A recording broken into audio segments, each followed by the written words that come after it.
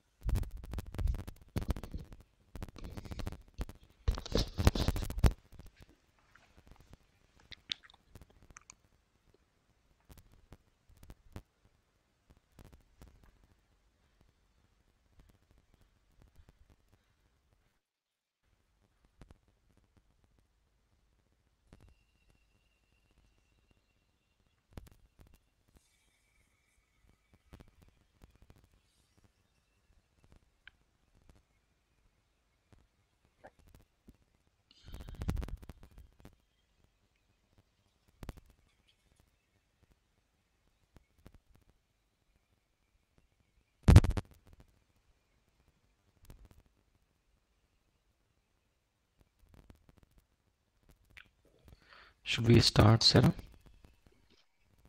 Yes, so I think we're live and we can go ahead and get started. So just checking Pradeep and Graham, is my screen visible?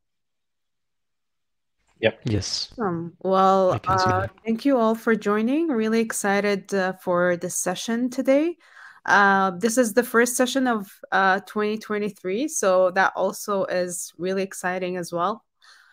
So today we're actually going to be talking about a really interesting topic. We have an awesome guest speaker who will be chatting to us about everything related to A/B testing. And so we will be inviting the speaker, and you'll learn more about them and also what he'll be sharing. And to start off with that, we'll do kind of an introduction, like we always do. So on the RudderStack team, we've got myself. My name is Sarah. I'm on the developer relations team. And my job is really to work on everything related to supporting technical communities and also building any resources, events, and assets that are helpful for developers in their journey with RudderStack. And so I'll hand it over to you also, Pradeep, to introduce yourself. Hello folks, I'm Pradeep and I work in developer relations team at RudderStack. My focus area is on open source RudderStack. So if you see anything going wrong with RudderStack open source, you know whom to blame or whom to contact. And I'm always open to feedback to share how we can make RudderStack open source even better. So, and this talk is really special for me. There are two reasons. One is because I am interested in this topic, how to A/B test.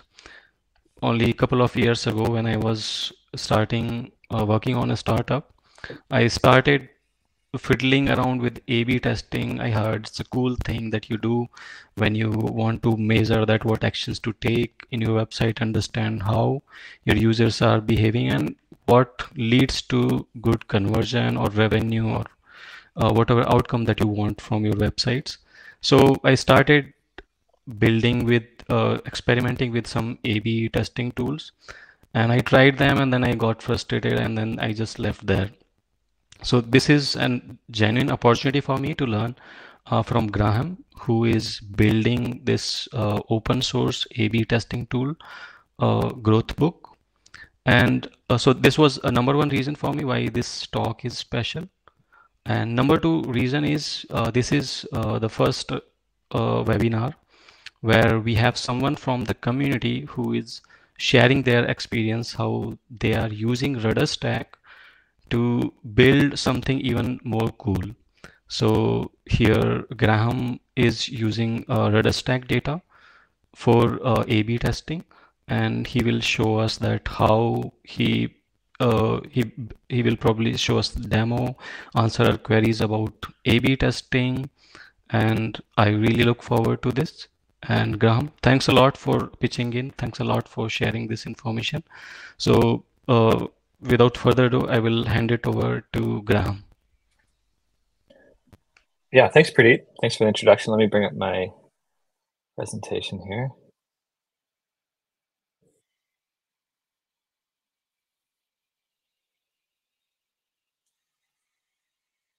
All right.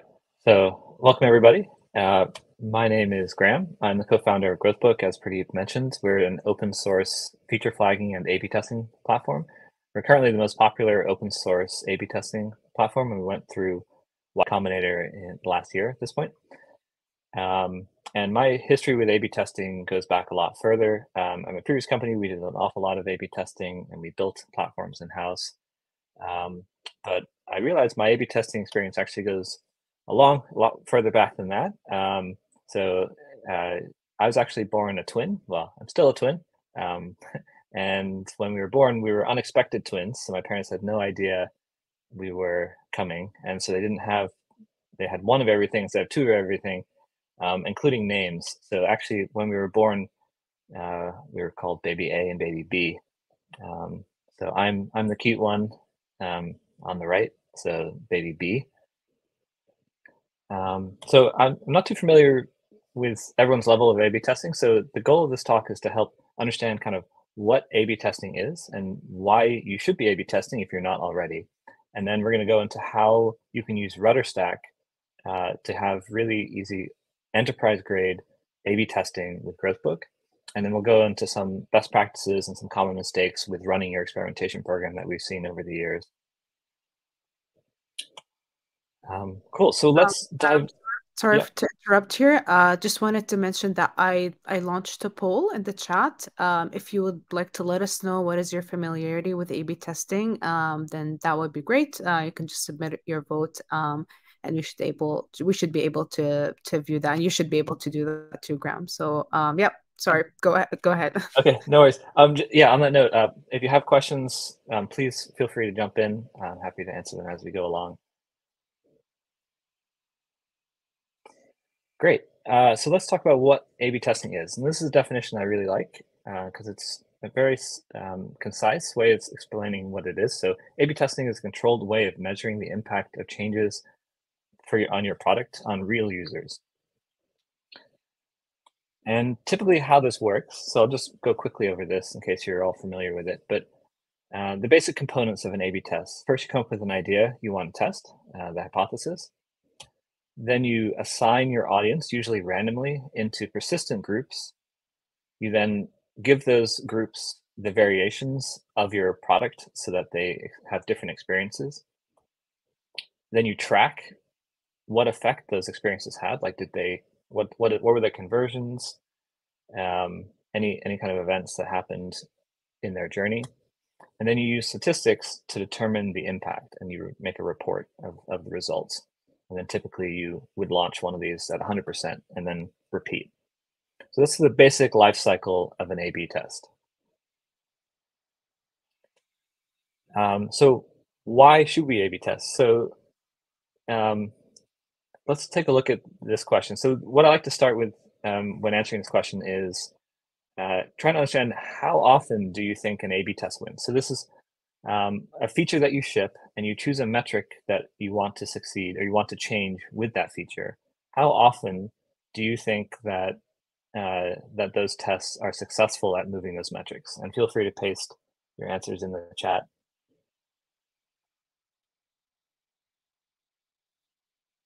No? Okay. Well, I was always surprised by this number. Actually, only about 1/3 of features that you ship will actually have a positive impact on the metrics that you intend. And let that sink in for a minute. So the idea there is that no one's actually shipping a feature that they don't think will win. Everyone's shipping things they think will improve the site or improve their product. And yet only 1/3 of them actually do. And 1/3 of them even hurt your site. You'd be better off not launching it at all. And then 1/3 have like no change. So despite our best efforts, we actually are not great at knowing what our users actually want. And so that's why it's super important to do A/B testing. And what's interesting about the success rates is that usually the more sophisticated the company is at A/B testing, the lower that success rate gets. So this is not an indication of that they're bad at A/B testing. Actually, usually the inverse. So the better you are, the more optimized your product is, the harder it is to actually improve it as time goes on. So here's some examples from well-known companies. So yeah, 33% is usually like a high rate, and it goes down from there. And it gets a bit nuanced there because you might consider a failed test that did not win as a success, but for this purposes, we won't talk about that. So the other reason why it's important to do A/B testing is that due to the natural noisy nature of our metrics and the traffic that we get on our products, it's really hard to tell exactly the effect causally of your change specifically, rather than just the overall traffic of the site or conversions of the site. So this is a graph showing Airbnb's conversion rate over time, and then the pink area shows a feature that they rolled out. And they actually determined through A/B testing that this had a negative effect, so they actually rolled it back. But if you just only had the overall data, you might consider this a win because it seemed to keep going up. But in reality, actually, if you had not launched this feature, the graph would actually be slightly higher.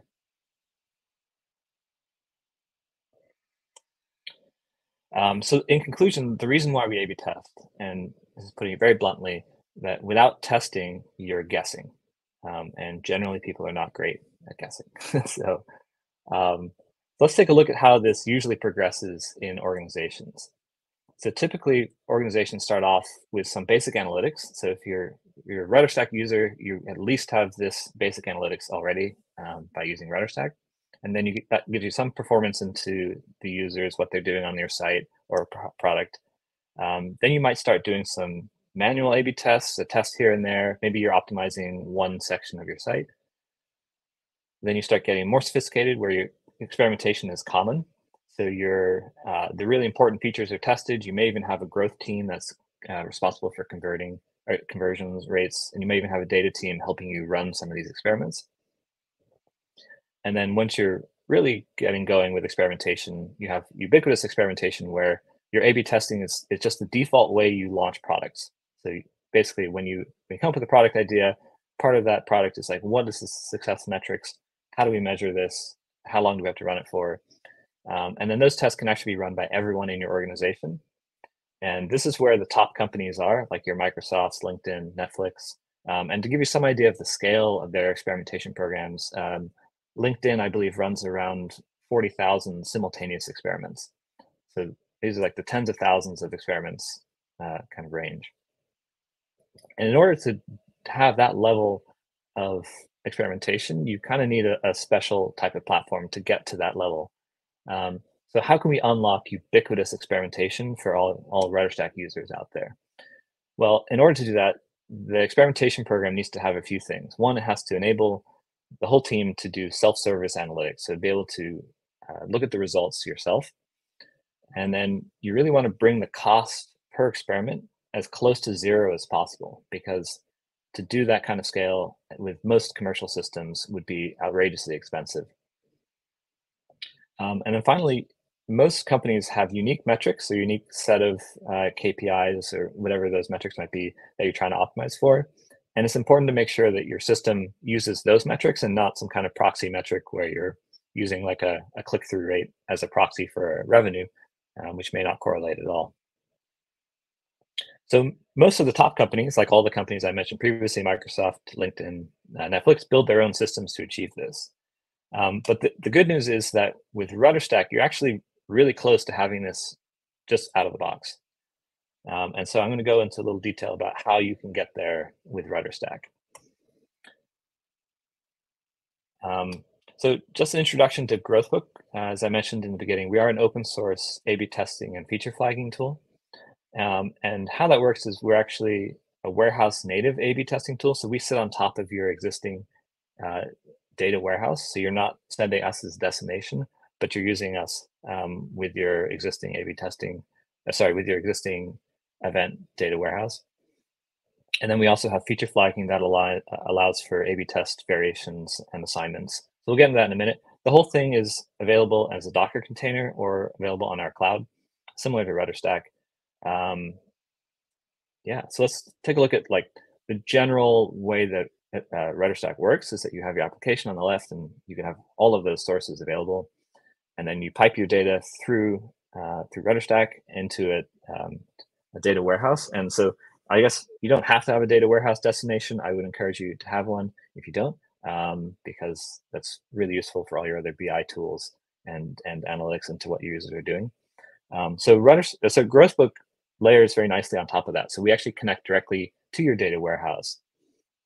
And it's even easier than that because, yeah, and this allows us to get A/B testing analytics.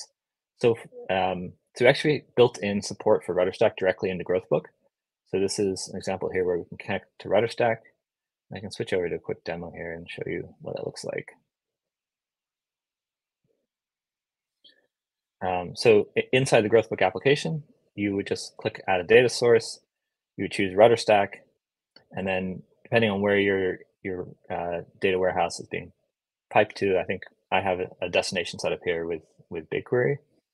So you would just connect to your BigQuery destination, and because you selected RudderStack, we actually know the shape of that data because RudderStack has some standard event schema.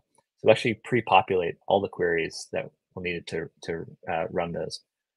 So basically how it works is that you have this connection to your data warehouse, and then we can pull information about which user saw which experiment.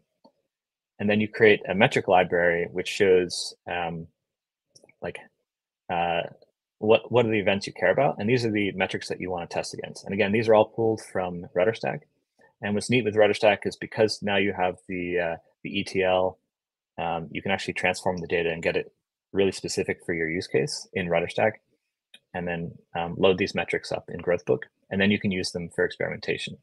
So whenever you add an experiment, you can choose the variations, and then you can just choose those metrics that you want to optimize for. And I'll show you what that looks like in reality. So here's an example test, and then we have a graph of the results. So this is real data that's pulled directly from your data warehouse. The data is not sent to us, it's your data. And we actually give you like the full queries, so you can run this directly against your data warehouse as well. So this is like just SQL that you can use, you can debug it. And then it's a full feature experimentation program where you can break it down by any custom dimensions that you like and do a whole bunch of really fancy stuff. Yeah, so that gives you the full experimentation platform. So if we go back to our life cycle of an experiment, that gives us the two on the right. So we have the tracking through RudderStack and the reporting through GrowthBook. But you might be wondering about the hypothesis and variation assignments and on the left. And GrowthBook has that as well. And we do that with feature flags. So feature flags allow you to kind of easily wrap your code in conditional logic. And then later on, you can choose from the GrowthBook UI how you want that feature to be released. And then you can choose to release that feature as like a simple targeted event, or you can have it to be an A/B test. So, so we do have an SDK that helps unlock this. So this is what you would add to your site. So we kept all our SDKs really lightweight. They're extremely high performance. And basically how it works is you load the SDK, you tell us about your attributes that you're trying to target on, or that you're targeting on. Like here's an example with the RudderStack ID here. And then whenever someone's placed into an experiment, we're going to call this tracking callback method, which will fire one additional event to your RudderStack, saying basically an experiment viewed. And then that allows us to pull in on the report side when a user sees which experiment. And then, so actually the way this is used like day to day, because you add that at a fairly low level, day to day, the engineers or whoever's creating the features just really have to just wrap their feature in basically a conditional logic here, like is your feature on? And you can also use it as a remote configuration to pass down values. And once you do that, now you have like the full life cycle of an experimentation system end to end with GrowthBook and RudderStack. And I can show you how that looks like from inside here. So basically what it is, you create a new feature, whatever that might be. You can choose the environments that you want to enable, and we'll just turn this feature off for the moment. And so we have basically a blank feature flag, and then we can choose to basically we could roll this out to like only admins can see this first, and we'll allow them to see it on production. And then we could add something like an A/B test as well, and we can say we want to roll this out to say, I don't know, 50% of your users, and then you can even do some advanced stuff as well. So we could add that as well. Yeah, and then we have the this feature flag, which we can publish. And now this will be live to all your users, and all the admins would get to see it. Everyone else would go through to an A/B test, and 25% of your traffic would be included. 50% would be included, 25% in each variation. And then automatically your data would be able to be viewed in the results. And you could just create a report and pull in all those metrics that you cared about. Cool. Yeah, I showed that. So that's it for using GrowthBook and RudderStack to make your best, or make a really enterprise level experimentation platform. I'm going to spend the last couple minutes here talking about common mistakes and best practices for your A/B testing program. So we've spoken to literally hundreds and hundreds of experimentation teams at all the companies, and these are some of the things we found that you should be careful of when you're running your own experimentation program. So suspicious data. So let's say you run a test for a week and the revenue is up by over 60%. Should you be celebrating that? Anyone want to answer? Okay. Yes, why not?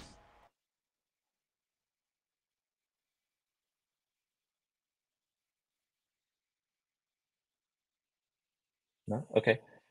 Well, the answer is usually no, because usually numbers that are like really, really high or very, very interesting are usually wrong. 60% is a very high result, unless and you should be very skeptical that that's real, and maybe look into your code and see if there's something else going on.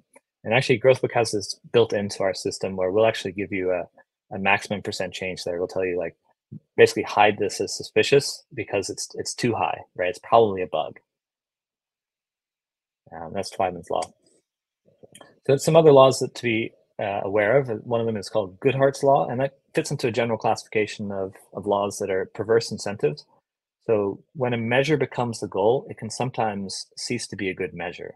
So basically, like for instance, if you had a sales funnel and you wanted to push people to the pricing page, you might actually be very successful at pushing people to the pricing page, but teams will start gaming that number, and that may not actually correlate to revenue down the road. So just be careful about gaming those metrics and making sure that the metric is the right one for your use case. Another thing people often get wrong is confirmation bias. So the goal of experimentation is not to prove that you're right. The goal is to make the best product for your users. So be careful about your biases around what will work and not work, and don't go hunting for those metrics that are right, because that can be wrong.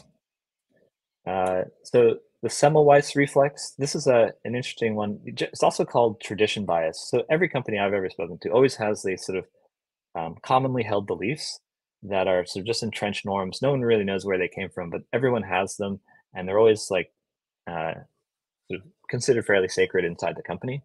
But oftentimes these can be wrong, and it's actually can be very important to challenge some of those beliefs every now and then, and they can even change over time. So you should always okay, I'll get to your question in 1 second, Oliver. Let me just finish the best practices here. Yeah, okay, so best practices for A/B testing.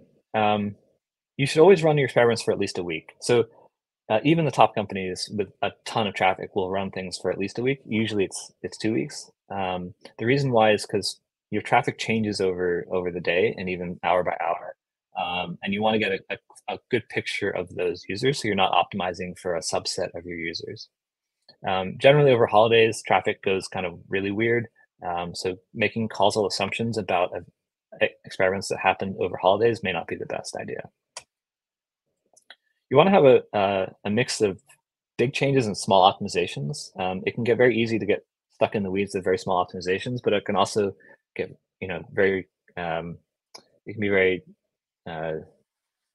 yeah, you might want to just try all the big swings as well, and you want to try that might actually limit the number of tests you can run. So you want to kind of keep a mix of big changes and small changes as well. And then the kind of overarching goal here is to test more, test as much as you want, because the more tests you run, the more chances you have at finding winners. But also means once you get into that kind of system of running a lot of experiments, you're usually testing smaller things, and that gives you a signal faster. So you're actually getting more efficient, and you're spending less time building things that may actually not be successful. And when you get into that habit of like just getting the smallest thing you can do to get a signal, it can make your company move really quickly.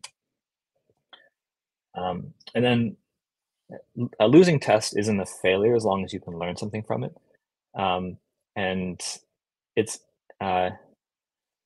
not always that you would have built a better feature, but that you wouldn't have launched a losing feature, right? So you can actually kind of celebrate your losses in a way because you didn't waste a lot of time on something.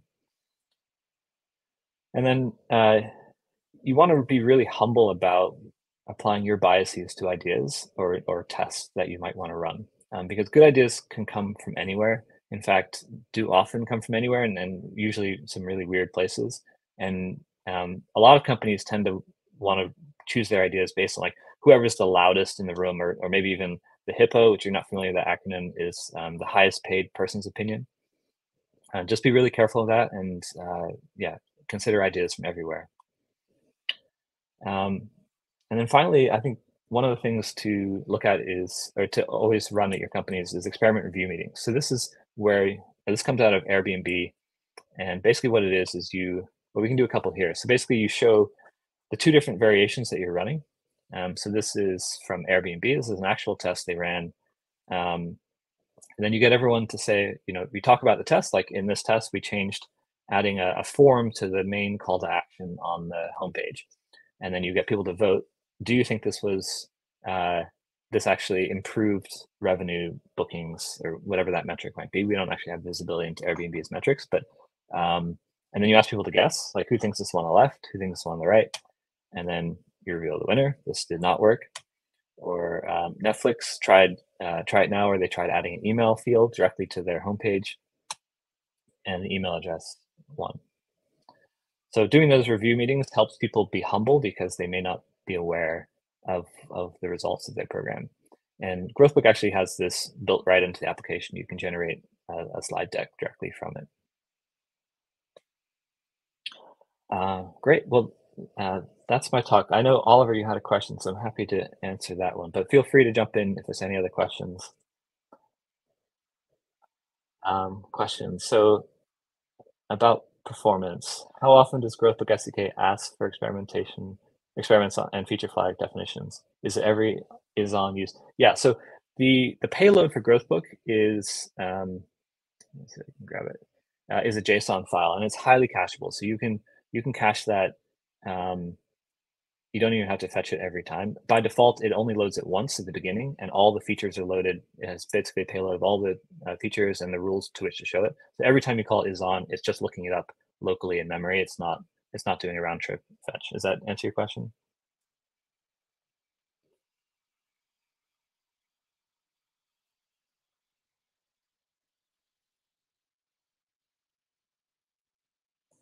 You can feel free to unmute your microphone and jump in with a question as well.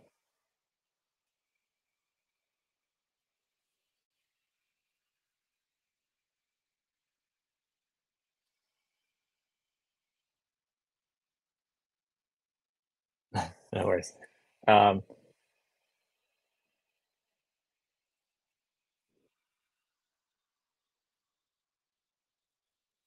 Yeah, so if you're doing server-side testing, you can load it once and cache that answer.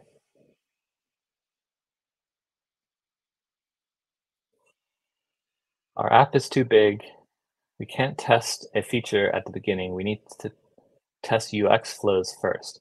How would you define the hierarchy of things that need to be tested first and then next? Yeah, so it depends a bit on your organization. I think that the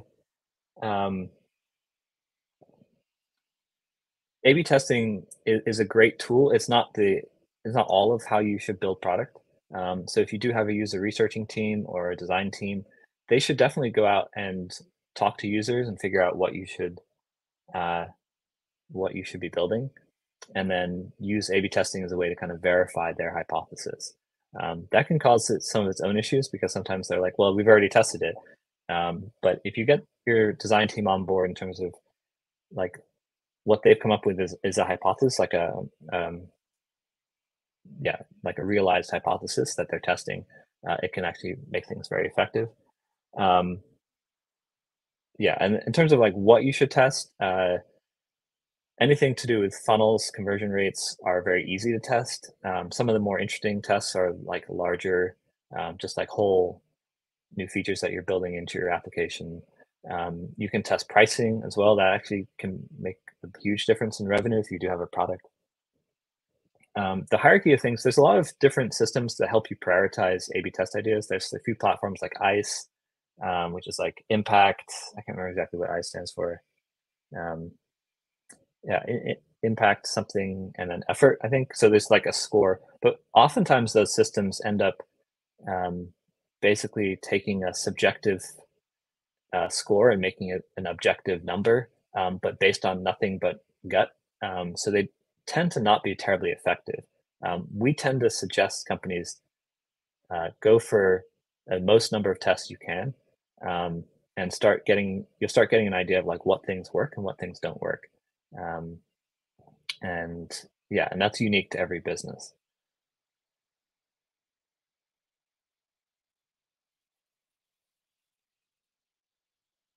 Cool.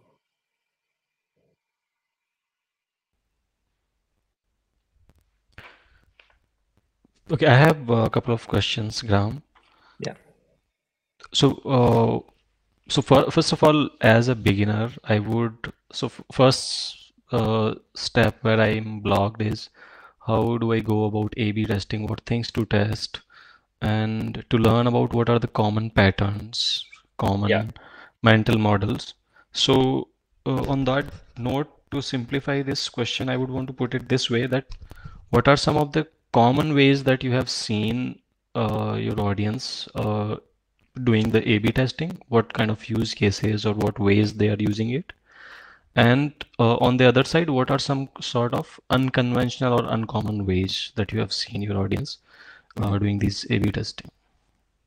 In the context of GrowthBook, we have companies from 2-person startups all the way up to 1,000 people teams running thousands of experiments on millions of users. So it's kind of all over the place in terms of how it's used. You can use GrowthBook or A/B testing basically anywhere you can collect data. So this could be email conversion rates, it could be a website, but it could also be things like machine learning model optimizations, could be something on the server side. So there's no real kind of limits to what you can test and not test, other than you need to get the data out. Quite often, at my last company, we had cases where we would like push people to convert, and we might even increase the conversion rate, but actually like wildly increase the cancellation rate as well, or like the number of support tickets. So we could actually correlate that because we were tracking that as well. We could fire those events back to our data warehouse and use that as a metric that we could say, okay, well, this test worked, but it also like increased costs elsewhere. Like, is it really effective here? And we could put a number on like how much it costs per question on like our support tickets and things like that. So the common ways to start with A/B testing, usually it's funnels if you have some kind of product you're selling. I think the common one that everyone has is like button colors. I know Google did a famous experiment with like, I don't remember how many it was, like 50 shades of blue for their links, and found the optimal blue color. Color changes tend to not be very interesting. It's a great place to start. You'll get to see some results, but basically the higher the change, the larger the change that you expect, the easier it is to see the results. So if you're changing something like a color that may have very little impact in terms of your user's ability to do things in your application, you're unlikely to see results, or it will take a very, very long time to see those results. So just keep that in mind. I think bigger changes tend to be more fun. We actually had at my last company, we had a bug that basically set our paywall to like 0, and it actually like created a huge increase in revenue, and it made us completely rethink that kind of entrenched belief that our paywall was correct at this number that we had it at. We had free content and then paid content. So sometimes bugs can be a very interesting way of figuring, but you would never know that if you didn't test it, right? Because everything was a test, everything was an A/B test. We were able to see the results of that, and we may not even have caught that bug if we hadn't have noticed, we hadn't have launched it. Does that answer your question, Pradeep? I know. Yeah, interesting. Yeah, that's really good to know about different ways people can use A/B testing for. And I think uh, what I know or what I seem to believe is that these A/B tests should be kind of minimal changes between these two categories, Yeah, so that you can make a particular decision. correct. And yeah, so that is one thing. And one particular thing that I will remember from this talk that you shared was that the goal is not to prove yourself right, and using this special keyword experiment, I think that is something which is so easy to miss on, and people tend to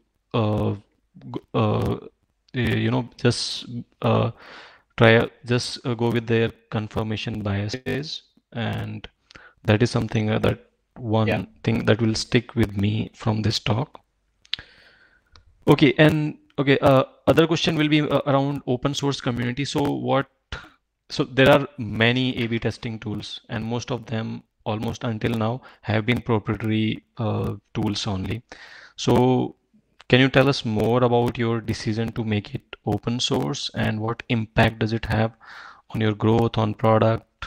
Anything you can share? Yeah, happy to share. So we made GrowthBook open source because we feel like this is a product that should be open source and should exist in the world. We're engineers and we've built these platforms before, and we realize that a lot of companies spend a lot of time building custom experimentation tools themselves. And we're like, well, that seems like a waste of time. There should be an open source solution that you can just drop in and start using. So that's the idea with GrowthBook. The decision to do that was pretty good because the space had been largely abandoned by everyone else, and it's been very successful for us. So it's caused a lot of growth. People can try it out themselves. It's literally a Docker container that you can install in like 2 lines on your laptop and get started testing or looking at how it would work with your data with RudderStack with very, very limited trial. We don't talk to any sales folks. Like, you can just get started. And I think as an engineer, I appreciate that. So hopefully everyone else does as well. And I'll just bring up so this is our GitHub page, and if you would like to contribute, but all the instructions are here, and basically everything I showed you is available entirely for free.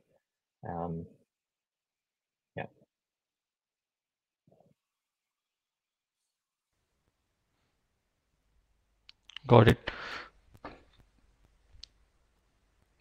By the way, one common thing that we see in GrowthBook and RudderStack is being warehouse first, that you also talked about. Yeah. Do you see any other similarities in our product, or how these two projects can how these the combination of these two projects, RudderStack and GrowthBook, could be useful for the audience?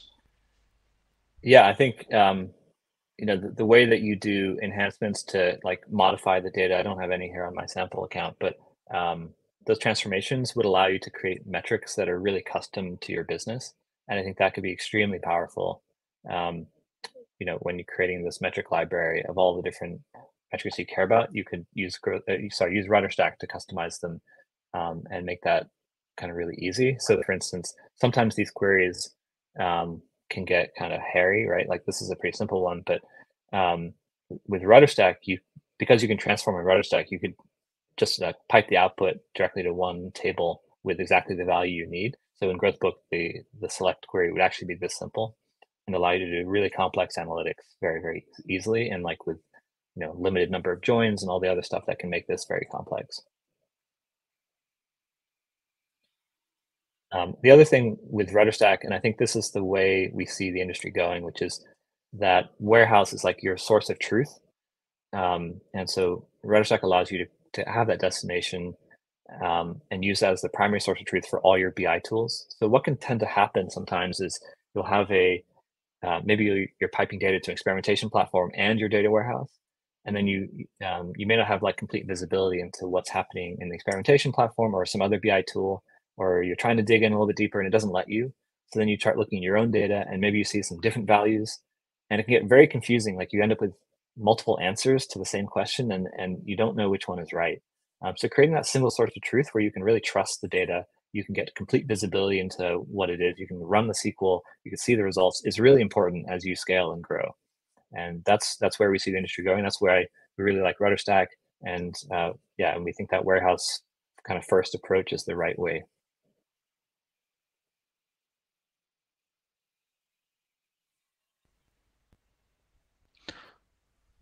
Amazing. Thanks a lot. I think you answered all my question, and this talk has been really helpful for me to take the next action on A/B testing, and especially using that with RudderStack with the common philosophy of being a warehouse first.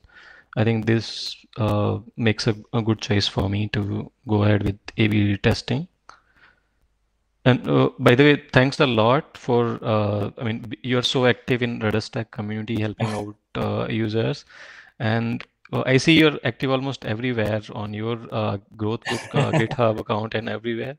And every time I come on RudderStack Slack channel and I see that you're online and you're always ready to chat and you're so helpful and so kind.